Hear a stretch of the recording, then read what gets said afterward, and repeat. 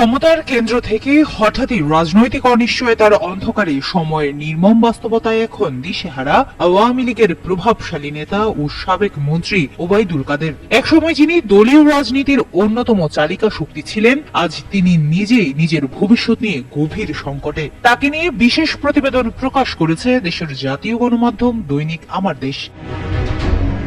ঘনিষ্ঠ সূত্রের বরাত দিয়ে প্রতিবেদনে উল্লেখ করা হয়, কলকাতার নিউ টাউনের একটি বিলাসবহুল ফ্ল্যাটে কাটছে ওবায়দুল কাদেরের দিন, কিন্তু সেখানে নেই আগের সেই রাজনৈতিক আত্মবিশ্বাস বা মাঠ কাঁপানো কণ্ঠস্বর। তিনি এখন বাংলাদেশে ফিরতে মরিয়া হলেও ফেরার কোনো বাস্তব পথ দেখছেন না।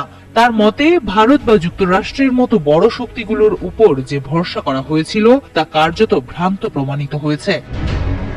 সূত্র জানায়, কাদের স্পষ্টভাবে বলেছেন, ইউরোপ ও আমেরিকা এখন বৈশ্বিক বড় ইস্যু নিয়ে ব্যস্ত। আওয়ামী লীগ বা এর নেতাদের ক্ষমতায় ফেরানো তাদের কাছে একেবারেই গুরুত্বহীন বিষয়। এই উপলব্ধি থেকেই তার কণ্ঠে ক্ষোভ আর হতাশা প্রকাশ পাচ্ছে। দলীয় বিপর্যয়ের জন্য নিজের দলকেই দায়ী করছেন কাদের। তার ভাষ্য, শেখ হাসিনার একক শক্তিতেই এতদিন আওয়ামী লীগ চলেছে, অন্য নেতারা দায়িত্বশীল ভূমিকা পালন করেননি, ফলে দল আজ এমন সংকটে পড়েছে। কার্যক্রম নিষিদ্ধ হওয়ার পর আওয়ামী লীগের ঘুরে দাঁড়ানোর সম্ভাবনা নিয়েও তিনি সংশয় প্রকাশ করেছেন। আওয়ামী লীগের ভবিষ্যৎ অন্ধকার দেখছেন দলটির সাধারণ সম্পাদক।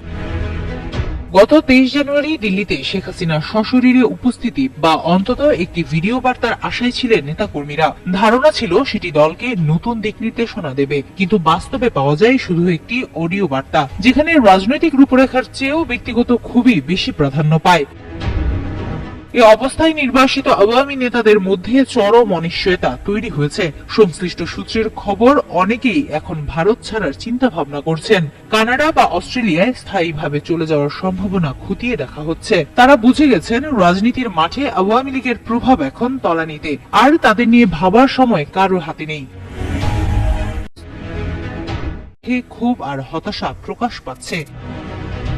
দলীয় বিপর্যয়ের জন্য নিজের দলকেই দায়ী করছেন কাদের। তার ভাষ্য, শেখ হাসিনার একক শক্তিতেই এতদিন আওয়ামী লীগ চলেছে, অন্য নেতারা দায়িত্বশীল ভূমিকা পালন করেননি, ফলে দল আজ এমন সংকটে পড়েছে। কার্যক্রম নিষিদ্ধ হওয়ার পর আওয়ামী লীগের ঘুরে দাঁড়ানোর সম্ভাবনা নিয়েও তিনি সংশয় প্রকাশ করেছেন। আওয়ামী লীগের ভবিষ্যৎ অন্ধকার দেখছেন দলটির সাধারণ সম্পাদক। গত 23 জানুয়ারি দিল্লিতে শেখ হাসিনার সশরীরে উপস্থিতি বা অন্তত একটি ভিডিও বার্তার আশায় ছিলেন।